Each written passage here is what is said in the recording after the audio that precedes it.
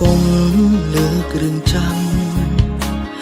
ឲ្យបះអារម្មណ៍បង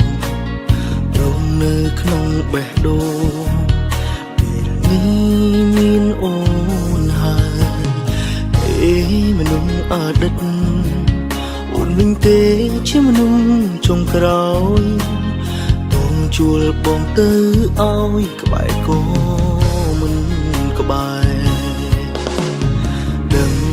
អូនខឹងព្រោះស្រឡាញ់ខ្លាចបងលួចពាក់ព័ន្ធបងកាត់ស្នេហ៍អូនមិនបាច់ព្រួយបារម្ភទេគ្មានថ្ងៃបងវិលឡើយមនុស្សដែលបងស្រឡាញ់ជាងគេគឺអូ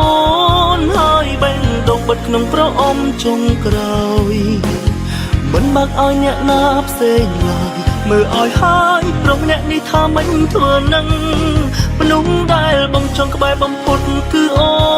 នកុំមានខ្លួនគិតតែម្នាក់ឯងហើយខឹង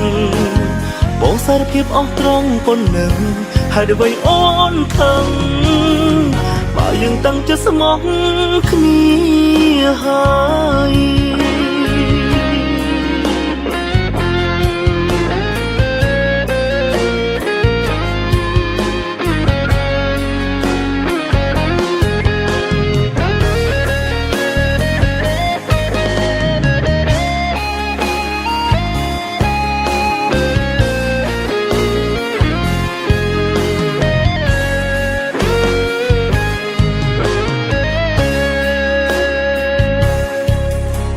ប្រាប់រឿងអតីតព្រោះគិតមិនចង់លាក់អូនបែរមិនជឿជាក់ខ្លាចបងវិលមកក្រោយគួរទុកចិត្តគ្នាបើបងប្រាប់ឲ្យអូនដឹងហើយមិនគួរអន់ចិត្តឡើយគួរតែញញឹម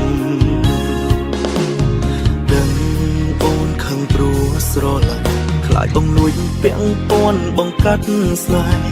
អូនមិនបាច់ព្រួយបារម្ភទេគ្មានថ្ងៃបងវិលឡើយមនុស្សដែលបងស្រឡាញ់ជាងគេគឺអូនហើយបេះដូងបិទក្នុងប្រអប់ចុងក្រោយ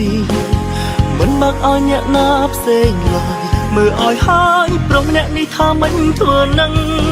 មនុស្សដែលបងចង់ក្បែរបំផុតគឺអូនកុំមានខ្លួនគិតតែម្នាក់ឯងហើយខឹងបងសារភាពអស់ត្រង់ប៉ុណ្ណឹងហើយអ្វីអូនខឹងបើយើងតាំងចិត្តស្មោះគ្នាហើយមនុស្សដែលបងស្រឡាញ់ជាងគេគឺអូនហើយបេះដូងបិទក្នុងប្រអប់ចុងក្រោយ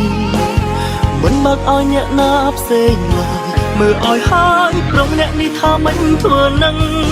មនុស្សដែលបងចង់ក្បែរបំផុតគឺអូនកុំមានខ្លួនគិតតែម្នាក់ឯងហើយខឹងបងសារភាពអស់ត្រង់ប៉ុណ្ណឹង